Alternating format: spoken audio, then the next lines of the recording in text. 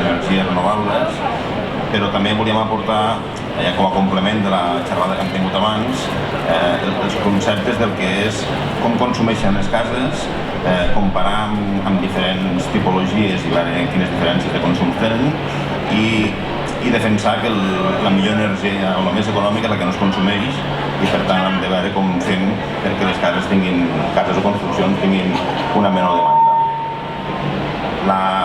La xerrada la farem conjuntament amb Som Energia, jo formo part del grup local de Som Energia Noguera, que Som Energia és una cooperativa energètica i té com a objectiu contribuir a la transició energètica i a part està promovent la compra col·lectiva de plaques fotovoltaiques. Per ficar-vos una mica amb antecedents de com es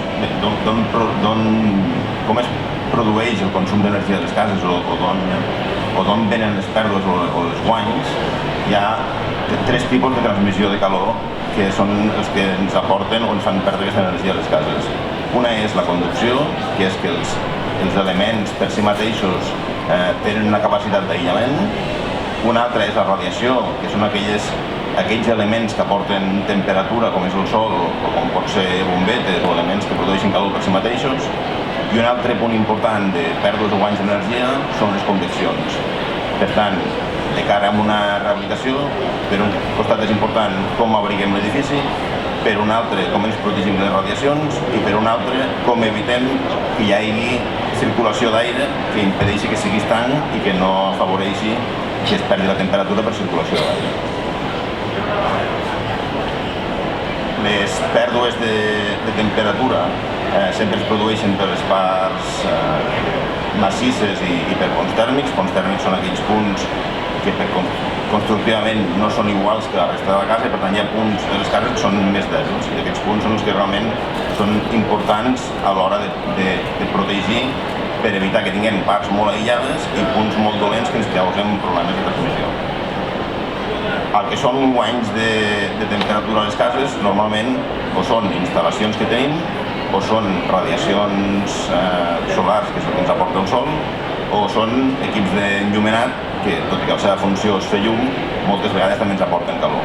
Per tant, cal tenir en compte totes aquestes captacions que tenim, tant quan ens interessa per tenir guanys i no haver de generar tota l'energia, com quan ens interessa evitar que aquests guanys hi siguin, perquè el que ens interessa és tenir la instal·lació més refrescada.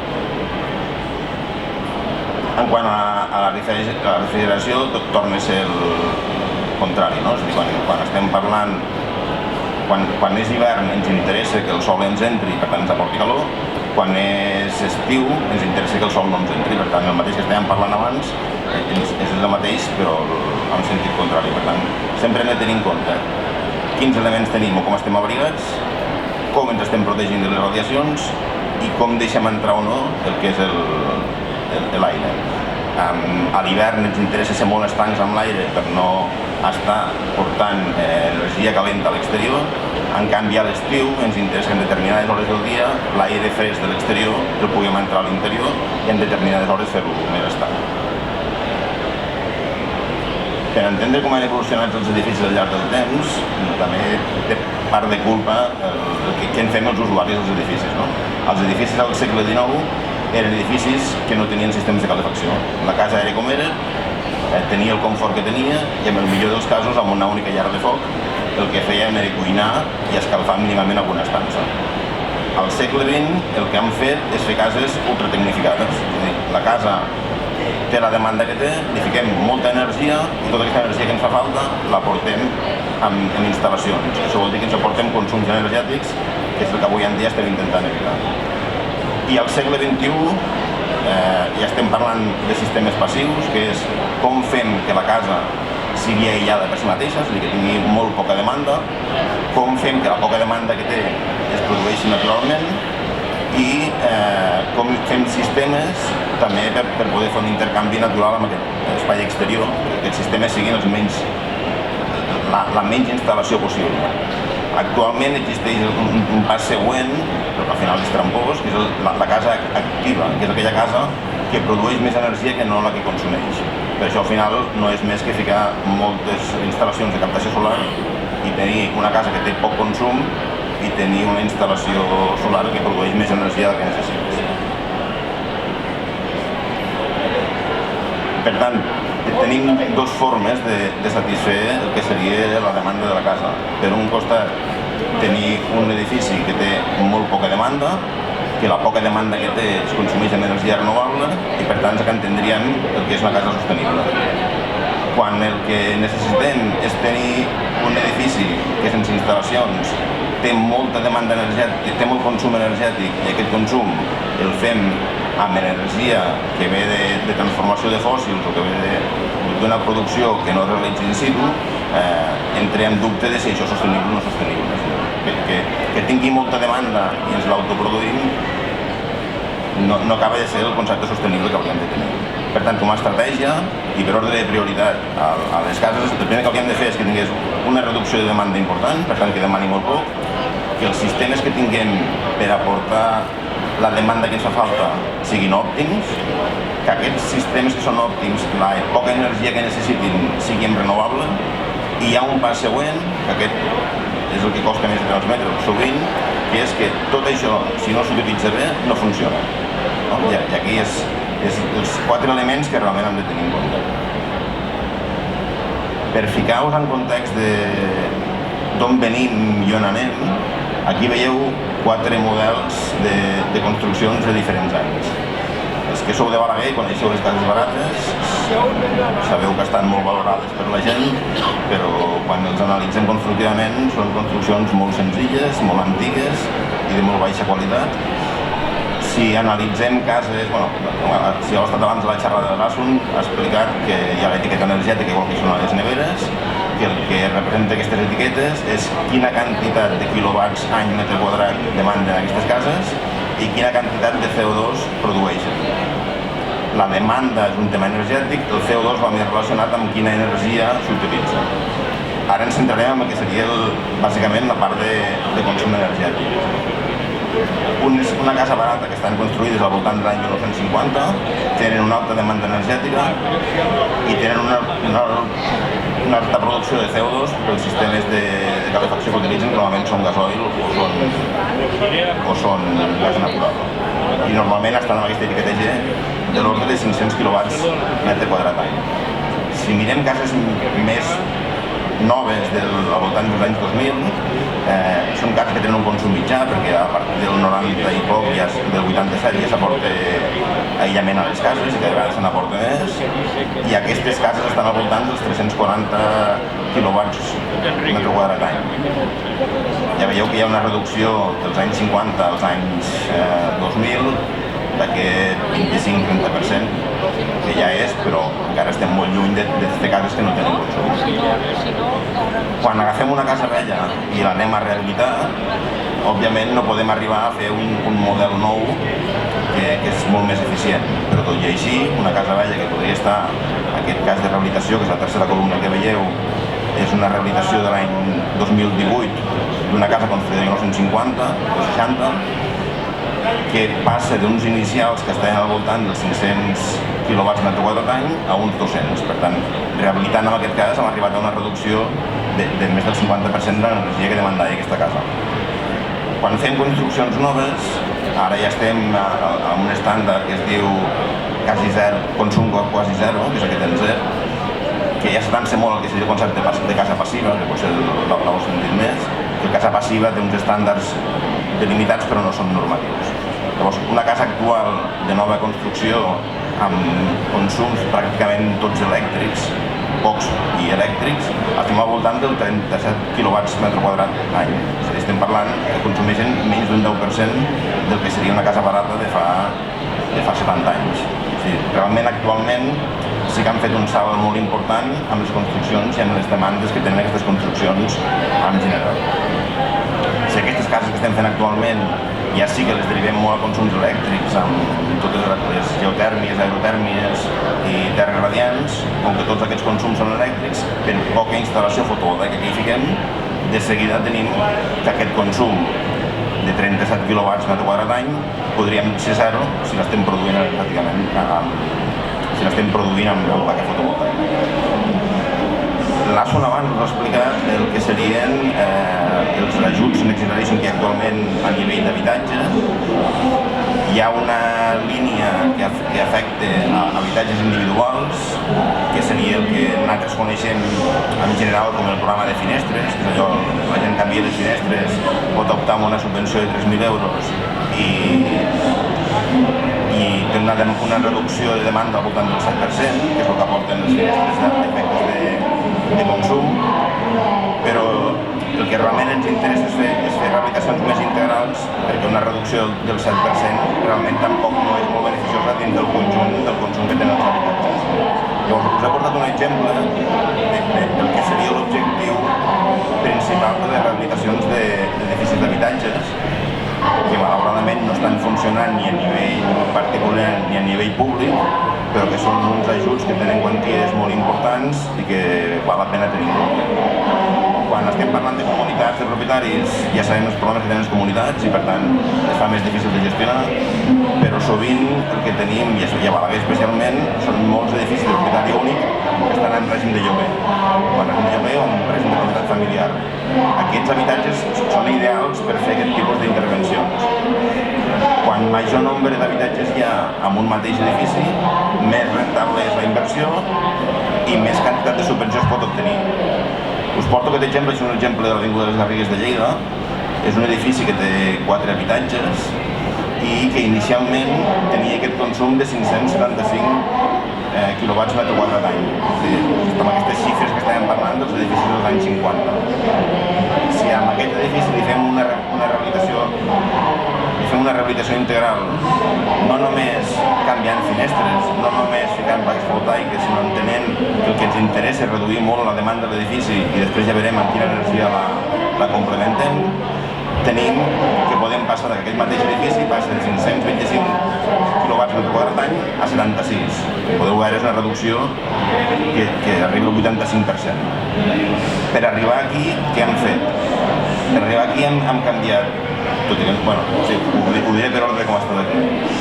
Hem canviat el sistema de climatització tot a una màquina aerotèrmica, que al final és una bomba de calor que escalfa aigua, ja sigui amb terra radiant, ja sigui l'aigua calenta sanitària. S'han ficat 10 plaques fotovoltaiques, que són 4 quilowatts i mig de potència pic. S'han canviat tots els PVC, totes les fusteries a PVC amb un vidre el mínim normatiu actualment, és a dir, tampoc no és cap vidre espectacular. S'han aïllat les façanes davantera i posterior amb un aïllament exterior amb 80 mil·límetres o 8 centímetres d'aïllament. S'ha fet el mateix a la paret mitgera, aquesta casa té una paret mitgera molt gran, o sigui, aportant tot un envolvent de 8 centímetres d'aïllament.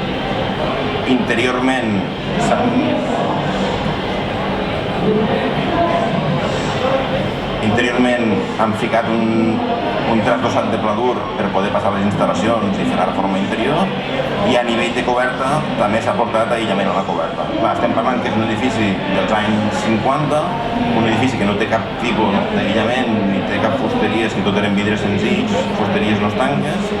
Passem del model ideal d'un edifici que és molt consumidor a un edifici que intervenint a tots els paraments de forma general i no esmerçant recursos, arribem a tot aquest grau de reducció. L'important de tot plegat és que, òbviament, el promotor tenia intenció de fer la intervenció, hi hagués o no hi hagués subvenció, i per tant això permet després també ajustar els paràmetres, no? Però podríem arribar a optimitzar el que seria la intervenció, la subvenció, intentant anar a buscar els mínims de cada lloc per poder obtenir els màxims de subvenció. En aquests casos, amb el programa 3, el màxim que es pot obtenir de subvenció és un 82% de la inversió.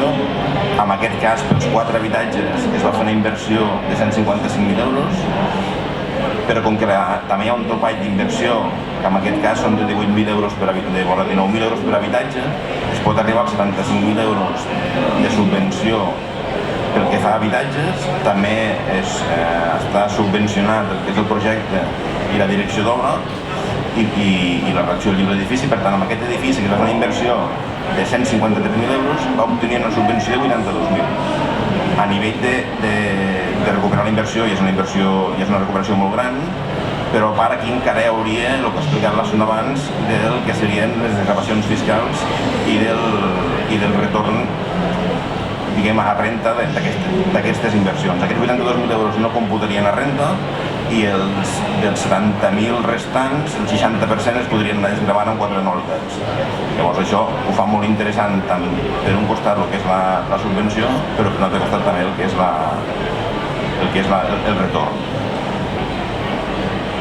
Òbviament es podrien fer solucions que cada cop els clients són més conscients i per tant aquí vam arribar al 85% i ens podíem haver quedat al 40 o al 50, però moltes vegades quan fiques 8 centímetres d'aïllament i ficar-ne 4 per apurar el límit d'inversió-subvenció, bueno, es pot fer, però de ficar-ne 4 i ficar-ne 8 el nivell de salt de demanda de l'habitatge és molt elevat. Per tant, una vegada ficats a fer la inversió, val la pena fer-la en condicions. Llavors, jo finalitzo aquí la meva part. Llavors, no sé si teniu alguna consulta així en general de la xerrada, i si no li passaré la paraula al Jaume perquè expliqui la seva.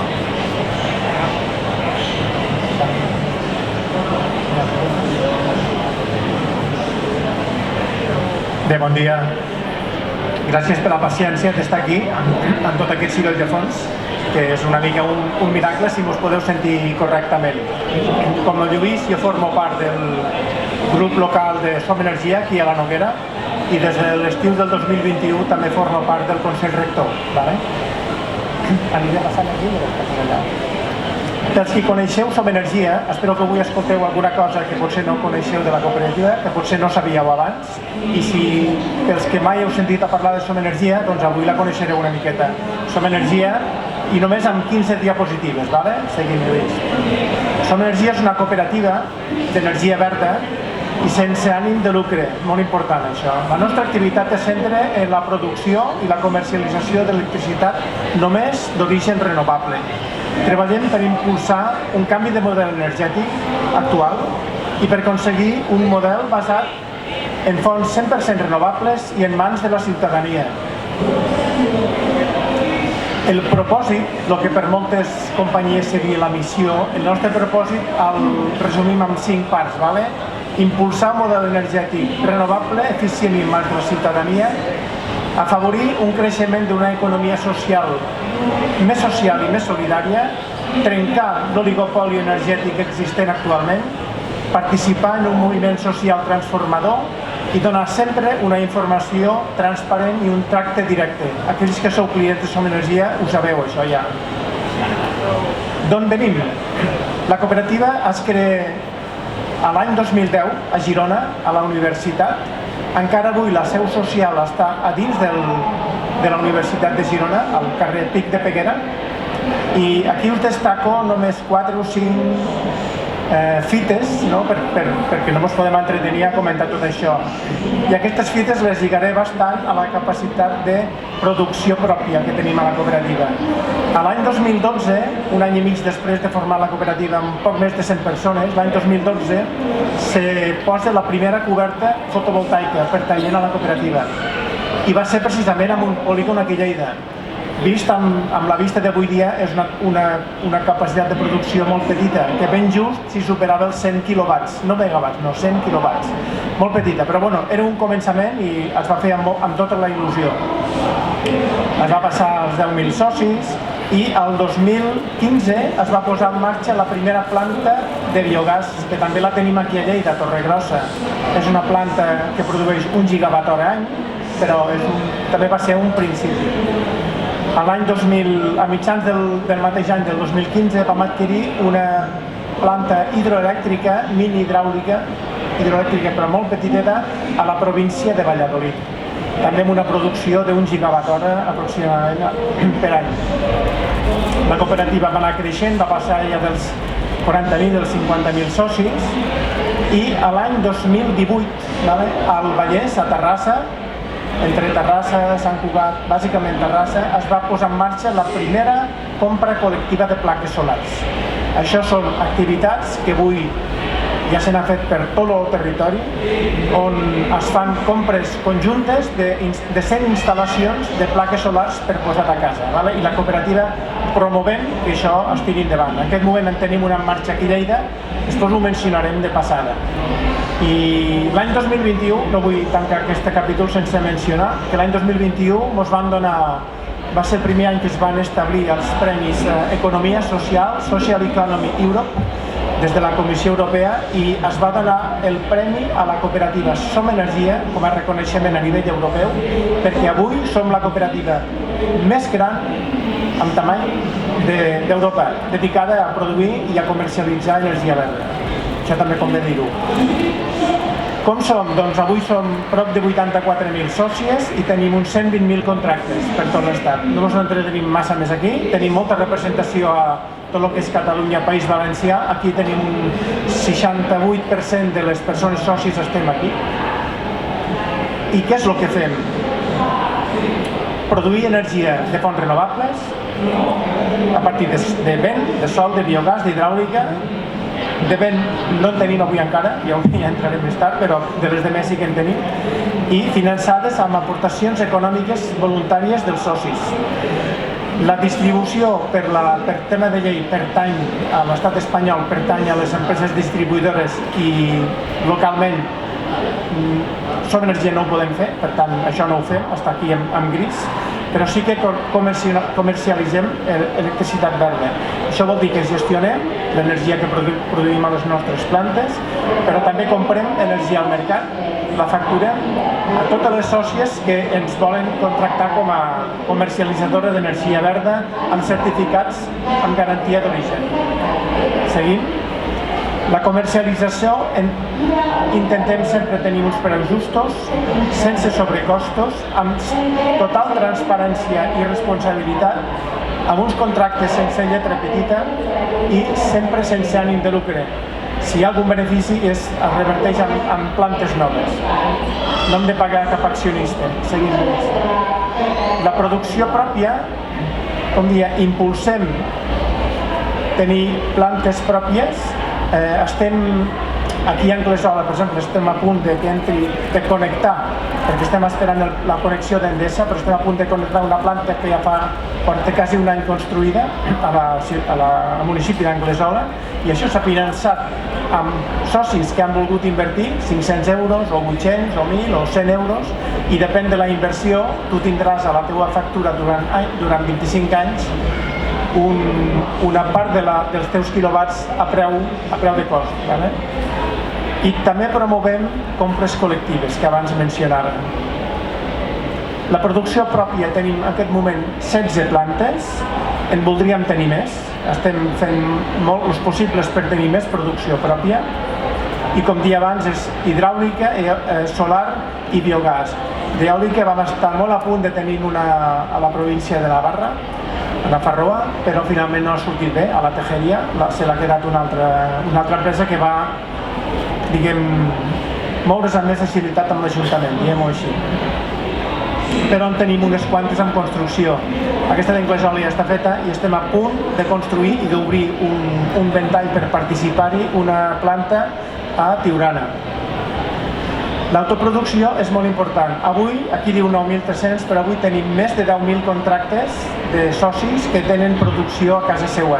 Això és molt important, perquè això també, els excedents que produeixen aquestes instal·lacions ajuden a la cooperativa, perquè és energia que la cooperativa no cal que surto a comprar al mercat, perquè ja la tenim amb els excedents dels socis, i els hi paguem, evidentment.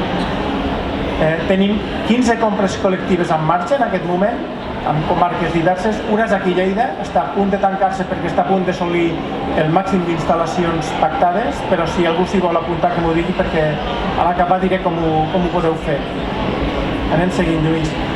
També estem impulsant un projecte per crear comunitats energètiques, i això ho fem de manera col·lectiva amb Som Mobilitat, també plural, i amb altres entitats del món cooperatiu, perquè les comunitats energètiques comencen a tenir i tindran a 5 i 10 anys vista un gran paper amb aquesta transició energètica.